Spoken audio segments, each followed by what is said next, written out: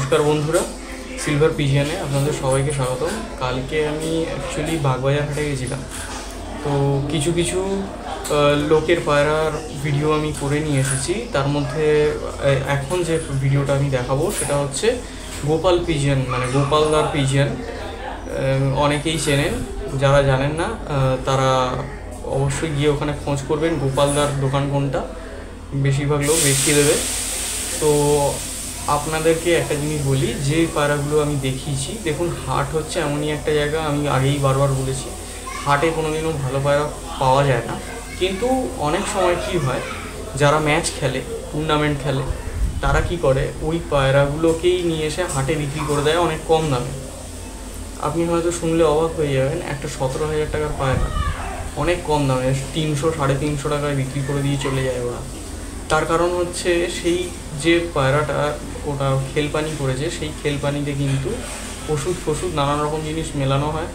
সেটাই পায়রার কিছু না কিছু ডিফেক্ট হয়ে যেতে পারে। হয় পায়রা আপনি বাড়ি নিয়ে যাবেন, পায়রা ডিম জমবে না, বা পায়রা মিটিং করবে না, বা মিটিং করলে সে ডিম পারবেই না, এরকম নানা রকম সমস্যা হয়। তো গোপালদার কাছে যেসব পায়রাগুলো থাকে সেসব পায়রাগুলো হচ্ছে বাচ্চা পায়রা, বাড়ির বাচ্চা পায়রা। কিছু কিছু বাড়ির বাচ্চা ভালোও থাকে। তো এই সপ্তাহটায় আমি প্রায়ই যাই। এই সপ্তাহটায় ম্যাক্সিমামটাই কিন্তু ভালো পায়রা ছিল, ম্যাক্সিমামটাই 3-4টে পায়রা ছিল খুব একটা খারাপ, মানে খুব একটা খারাপ না, কিন্তু মোটামুটি আর কি। কিন্তু বাদবাকি যেসব পায়রাগুলো ছিল সেগুলো আমি ভিডিও আপনাদেরকে দেখাচ্ছি এই মুহূর্তে। দেখবেন ভালো করে যে কী রকম ধরনের পায়রা আমি নিতে বলি আপনাদেরকে।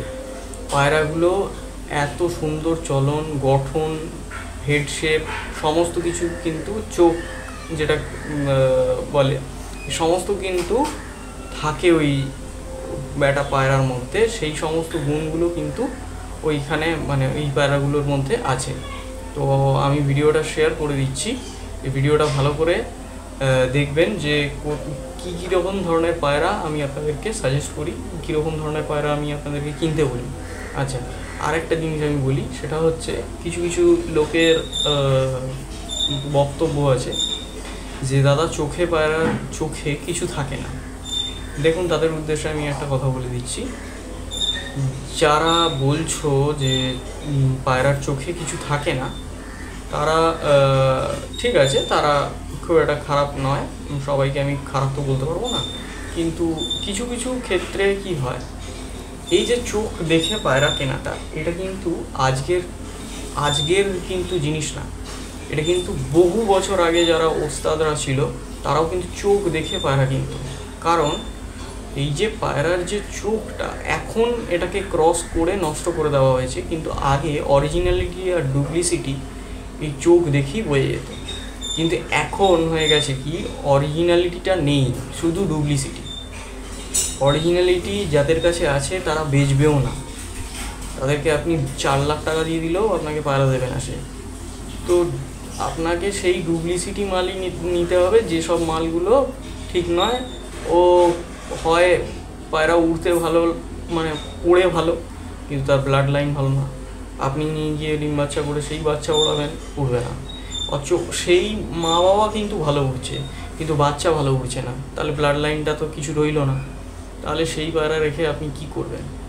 হ্যাঁ, এবার আপনি আমাকে, এবার আমার লফটে আমি আমার কথা বলছি।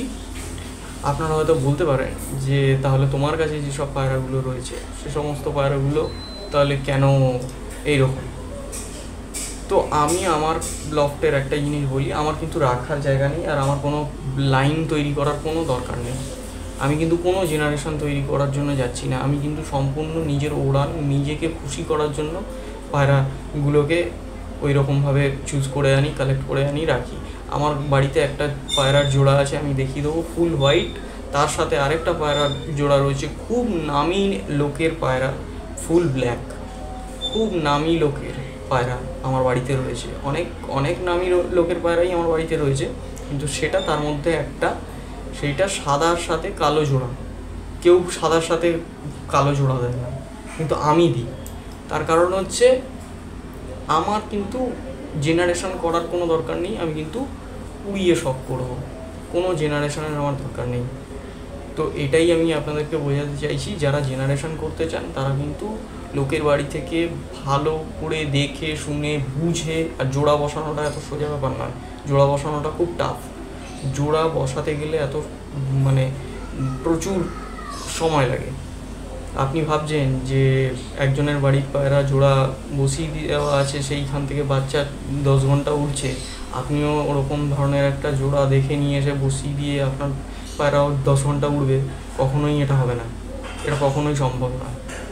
কারণ ওনার এক্সপিরিয়েন্সটা আছে কিন্তু আপনার এক্সপিরিয়েন্সটা নেই।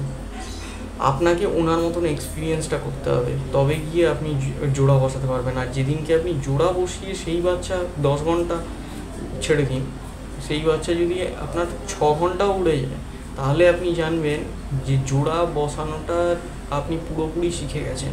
আর জোড়া বসানোটা কারোকে শেখানো যায় না যে আপনাকে ভিডিও দিয়ে দেবো, ভিডিওর মাধ্যমে আপনারা শিখে যাবেন, এটা কখনোই কোনো সম্ভব না। তার কারণ হচ্ছে জোড়া বসানোটা যে যার নিজস্ব এক্সপিরিয়েন্স, এটা কোনোভাবেই কাউকে শেখানো যায় না। যেরকম ঘুড়ি ওড়ানো, এটা কখনোই কাউকে শেখানো যায় না, এটা যে যার নিজের হাতের ব্যালেন্সে ওড়ে, নিজে ওড়াবে তখন গিয়ে উড়বে। তো সেই রকম পায়রা কিন্তু কারোকে ওরকমভাবে শেখানো যায় না, নিজে বুঝে নিজে ওরকমভাবে উড়িয়ে দেখে বুঝে তারপর সেই অনুযায়ী জোড়া বসাতে হবে। আর একটা জিনিস বলি, কেউ বলছে যে জোড়া যেটা বসানো, সেটা আমি কেন বারবার বলি যে অরিজিনালের সাথে অরিজিনাল বসান, ক্রস করবেন না। কারণ ক্রস করলে কিন্তু ক্রস করাটা এত সোজা ব্যাপার নয়। অনেক বড় অনেক নামি ওস্তাদের কিন্তু একটা কথা রয়েছে, অনেক বড় অনেক নামি ওস্তাদ, তার একটা কথা আছে যে ভাঙাটা, এই ভাঙাটা কিন্তু এত সোজা ব্যাপার নয়। সে বলছে যে পাথর যারা ভাঙে, সে পাথর ভাঙলে কিন্তু একটা মূর্তি তৈরি হয়।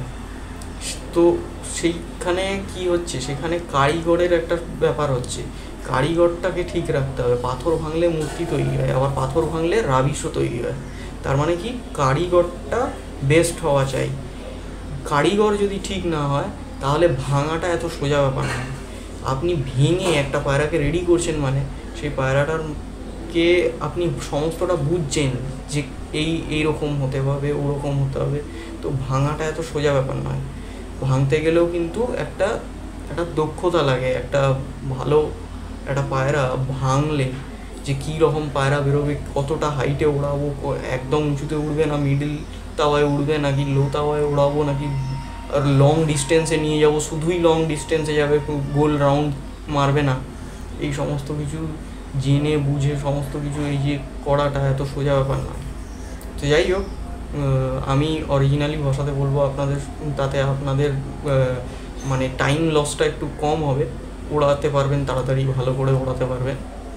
তো সেই অনুযায়ী আমি ভিডিও শেয়ার করি, সেই ভিডিওগুলো আমার ভিডিওগুলো ফলো করবেন।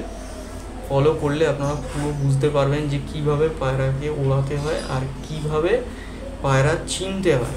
চেনাটা আগে শিখুন, ওড়ানোটা পরে, আগে চেনাটা শিখুন যে কীভাবে চিনতে হয় পায়রা।